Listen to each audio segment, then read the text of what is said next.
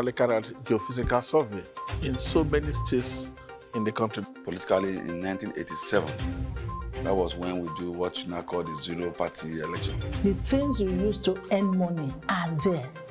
It's just for you to know how to think of developing them.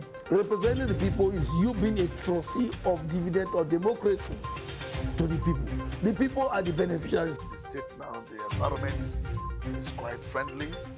The foundation is laid for even foreign investors, other investors within the Nigerian economy to come.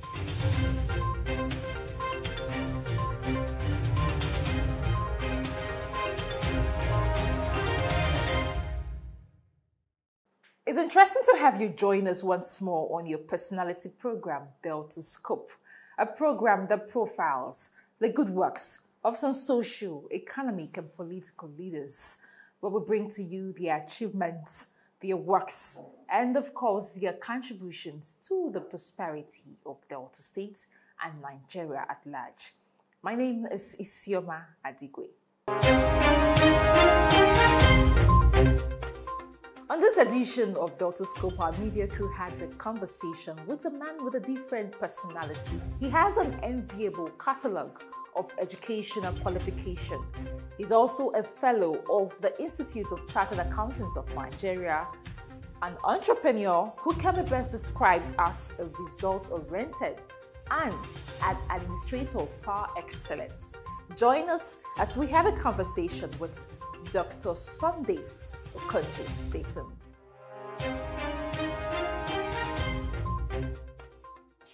Dr. Sunday Okonji, you're from Onitsha-Olona, the Aniocha North local government, Delta States, and born into the family of Adex Okonji. What was it like you're growing up? Well, it was an easy one.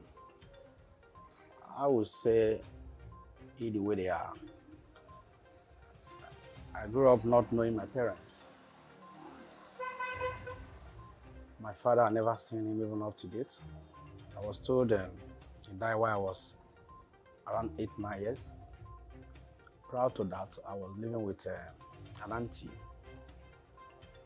So I lived with him till I was 14. So at that 14th year, that I knew she wasn't my mom. Yeah. And it's a person of Mrs. Mafiana Nkechi from Onitsha. In fact, she is my father's immediate elder sister. My mom told me sometime when I was 4, still a toddler, we came home from Benin then. I was born in Benin. So we came home and I just decided not to go back with them. I want to stay with the so sad auntie. So that was at the age of 4. And at that 4, you may not really understand the difference between who is or who was your biological parents. So I took her and her husband as my parents until 14. Something actually happened, and the same period, my immediate younger brother died, and as I was going to the farm, I saw her crying. That's my mom, my biological mom, Mrs. Regina Ades. So, and she was saying that all this while I've been calling, you don't want to come home. Now you lost your elder brother. So that thing touched me. I got home and I asked the so-called mother of mine, who is Regina and all that. She told me my immediate brother just passed on, and at that point she opened up. Told me she was crying that she never wanted me to leave, that she loves me so much. At that point I just decided I need to go back home and stay with my mom. So that was how I knew my mom at 14. So during that period, that is within 4 and 14, which is about a period of 10 years, Okay. they were mainly farmers. So I found myself waking up very early in the morning.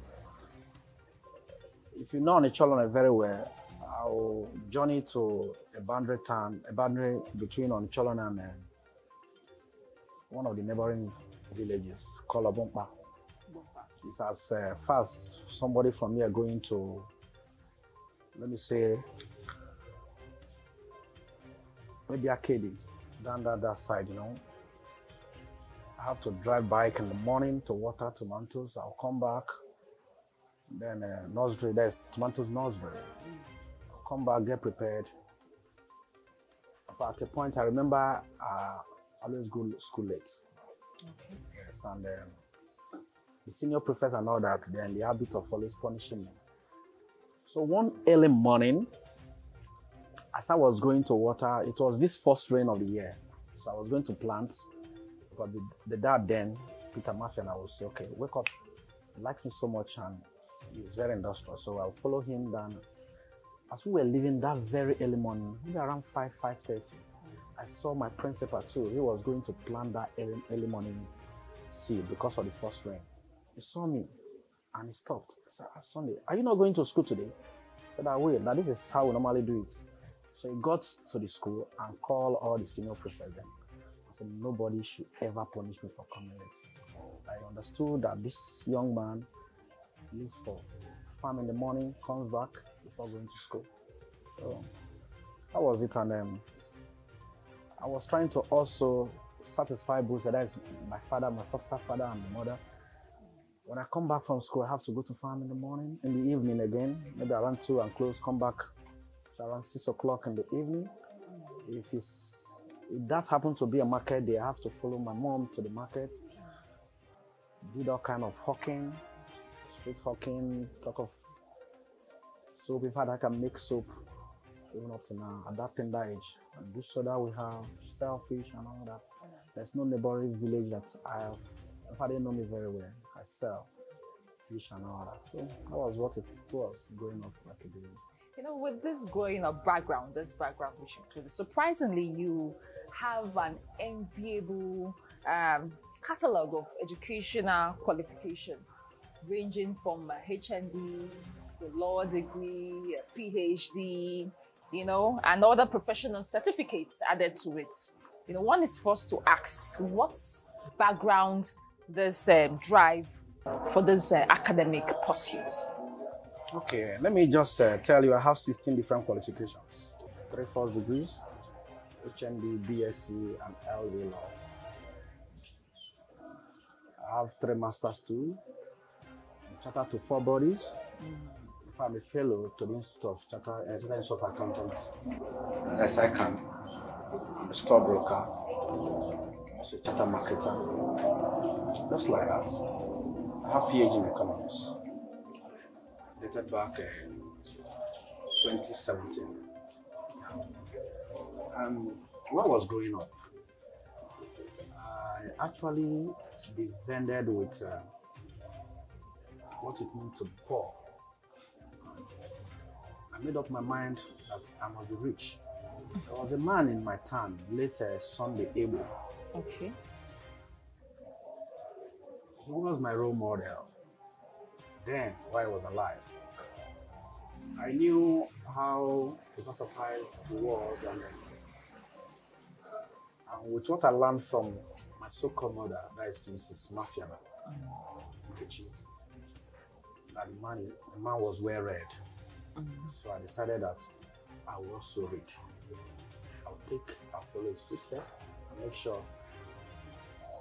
I'm able to break through, and that I did. So that drive kept me going. While I was doing all those work, going to farm, back to school, then back to farm, hawking and all that, I'll come back home and make sure I read my book. Even when there was moonlight and other children are playing outside, you see me reading. Fortunately enough, I went to a very poor school where you lack all teachers, nearly all teachers. You see one teacher taking about 5-6 subjects. Oh. That's on children and boys today. The school is relatively doing well, unlike what it used to be. Back then in our days, there were just few teachers that they were committed. Okay. So I followed through. That drive took me to a greater height. what I meant is that because I wanted to break that yoke, I wanted to be like the late Sunday Abel. Promise myself I'm going to write. And what now actually led me to acquiring so many certificates was immediately I got graduated at very tender age. I was served at 20, 21. Oh, wow. Then while I was serving, before I got posted to a place, I love banking job. So I wanted to be a banker. I did so many tests, then aptitude tests with banks. I remember I did with EcoBank. I was not taking even when I was the best Okay. because I had HND. Oh, that was a criteria then? Yes, Okay. I must have BSc. I did Zenith Bank test. I was the best. Then Citizen Bank, yeah, Citizen Bank. I did also with Citizen Bank. I think the second or the third best. I was not taking two. Okay. And I did with UBA. UBA then accepted HND. So that was how UBA took me. And I served with UBA. Why? In fact, during that service here, there was this guy called Benga. I want to tell you why.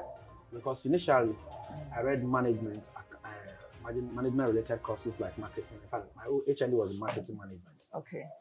So Benga read accounting. And then in that test we did in UBA, I happened to be the best. I scored 27 over 30. He had 18. And in course of our discussion, he claimed that I happened to beat him because the questions set were all business related. Okay. If I think I'm good, why not try ICANN? It's okay. If you think you want to challenge me, why not buy the form? So the guy got to Lagos. Funny enough, he bought the forms. And then he bought his and brought mine. We registered the same day. After writing ICANN, because I wasn't an accountant, nor accounting graduate. So I have to start from the very foundation. I did Foundation A, I passed. Foundation B, I passed. While I was doing Foundation A, he did second to the last stage. I think it was called Professional 1. Okay. He didn't pass. So he was still in Professional 1. I passed intermediate. But when I passed intermediate, he passed and moved to the final stage. That was a PE2, the Professional 2. Okay. In fact, to cut the whole story short, I graduated before him. And I did that within just about 2.5 years. Oh, wow. Wow, wow. He actually made me to bring into becoming an accountant. So that was how I got chartered as an accountant. And when I got chartered, living and their chartered accountant then were just about 19,000. Oh. Because my membership number is 19006. The year I chartered, we were only 51 in the whole federation. And I was among the 3 that were chartered in the state. I can tell you, I never attended any classes. I read myself. All the books I visited Lagos, I took Wise, and Wise Pathfinder and all that. I was not reading because I was doing so many other things. So immediately after my service year, while I was still on the service year, I felt the need to break the yoke. Okay. I did not BSc they want, so I registered for the BSc program. So you already had your ICANN certificate while during the process? Was just about a year to the end or 2 years to the end. Because Okay. it was during my service year. Oh, okay. So I did Foundation A and B before I now went for my BSc. Okay. So I ran, if I can tell you that I did my BSc together alongside my MBA, Chartered Accountant, that's ICANN, and Chartered Institute of Marketing and all that. I was just taking all at the same time. And I read in my house. I inculcated that idea that I can do it myself. One, because of fun. Two, my younger brothers, because of the background we had, apart from the last girl, none of them actually finished secondary school. I taught them at home. So, yes, I taught them at home. But when I picked them to stay with me then, I brought the syllables. I'll keep them, give them subject by subject, topic by topic. That was how I taught them. And registered them for exam. My So, goodness. You can see the drive was because I wanted to succeed. I wanted to be like then Sunday able. And when I was doing my MSc then, I met the likes of Professor Okonji, who made me believe that there's no height one can reach, whether you are determined. Okay. Like in our world, she will tell you that success, there's no luck in success. Okay. That time, and spade gives all, but you must be ready for those opportunities. But if you're not ready, when the time comes, they will do. So those are the drives.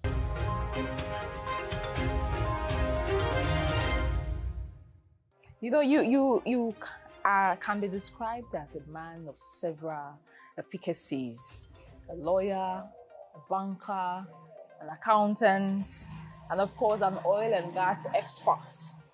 You know, which of these holds more passion, interest? I would have loved to be an academia, being a Okay. lecturer, to part of knowledge. But like I said, at a point, the society we live influence everybody. I know if I must achieve the dream, that height I want for myself, I have to make money. Of course. And I did. I'm good with analysis and research work. And I tell you, there's only very few lecturers have what it takes to command what our society needs. Our society worship money, not unfortunate. So I said, okay, what I will do, even if I would like to come back again as a lecturer, let me go for the money. So that was how I went into nearly all discipline. Okay. Because my background, as you can see, economist, I was a banker. But let me tell you how I became a banker. Okay. So after I left the service, actually was on my own. I worked with a man, one chief, Chinedu Idama. Okay. So I lived with him for about, while I was still studying, about a year. So at a point, I knew he was a man striving to be great. Okay. So all those had propelled me. So when I left, I was working with him. I worked with him. Then I got chartered. So I was practicing. I could visit one or two companies. I can prepare your financial, do your audits, they were paying. Oh, wow. Yes. I have so many of them on my list. Okay. Where the traditional accountants or accounting firm would take 500, I was able to take 100,000. Okay. So I have them amounts. Preparing their financials and all that. So, in the course of doing that, I made so much money. I met some family in Port Harcourt, the West family, and they introduced me into all your business. While I was still doing those chartered accounting work and all that. Then a day came, they introduced me into a business, same oil business. Okay. Somehow, I lost all I worked for. I think that was 25th November 2005. I lost about 18 million. That was huge. 18 million. All the money I worked for while I was with business. So, okay, I was still thinking, how will I start again? Because I have the drive and I have the belief that I will succeed, I was pushing through. So I found out my birthday was like a day I don't like to meet. I will feel this sad. So one day as I was just moving, I left home and I got to somewhere in Warri around the Port Junction. I saw an orphanage home.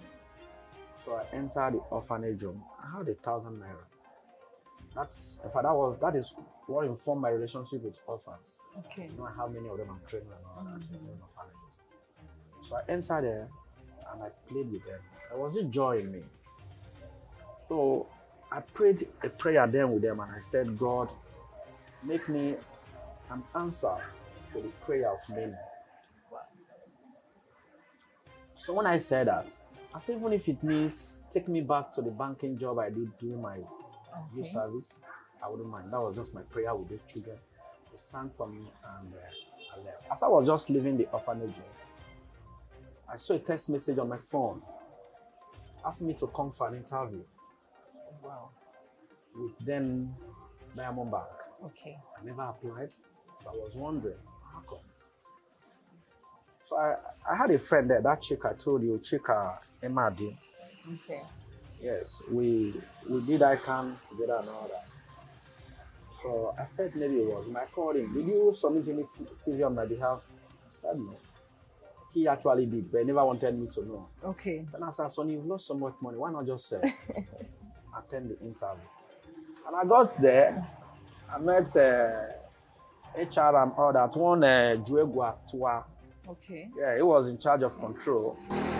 But the virtue of the fact that I had an ICANN, you know, I'm going to be in control. Of course. So I was listed to work in the control department, audit and control. So I met him, and after seeing my CV, I said, then I had but I was chatted to about 3 bodies with BSc and ICANN. They looked at my CV, and they were just like the same year. So I'm confused, young man. How come? Did you achieve all of the same this? nearly 2 years. So I was doing all of them at home. I never attended school. So you got ICANN. If not for your ICANN, there was no way I would have believed that. I would have thought maybe you bought a certificate, but you know, in ICANN, we don't buy certificates. In fact, that was our interview. This is what I told you. We're just gisting, and at the end of the day, he said, I would like you to work with me. Oh, wow. Asked me, what money, what salary do you think you'll be paid that will keep you here? Then 3.6 million naira there was very big money. I said 3.6 million or nothing. Man laughed and said, you're like a beggar that had a bad choice. I said, okay. What you're asking for means that you'll be given a banking officer. That will take you 9 or 8 years to get. I don't think you'll do that. But I will give you a step before that, which is the banking executive. Meaning that I'm stepping you 3 positions ahead. I'm supposed to start with ET, then IT, ET, and all that. So I told him I wouldn't like to take that. Then he said, Sonny, just try and consider this. I want you to work with me, and you're going to work in my office. I said, where is your office, sir? He said, in Lagos, sir. I'm not able to work in Lagos. And he asked why. So because of my younger ones, they are all living with me. If you're the last girl, I can't leave her. Who will take care of them? We don't have parents. He said, okay, but you will be with me like 2 months, and after which I will allow you to come back to the state. So because he gave me that offer, I accepted it, and he gave me the banking executive. And that was how I took it. I love the banking work. I grew. I put in about 12 or about years in the banking sector. 12 years, yeah. Yes. And I left as I was I headed audit at regional, even acted as at zonal, even the regional and all that. Yes. So I left as a manager in the bank.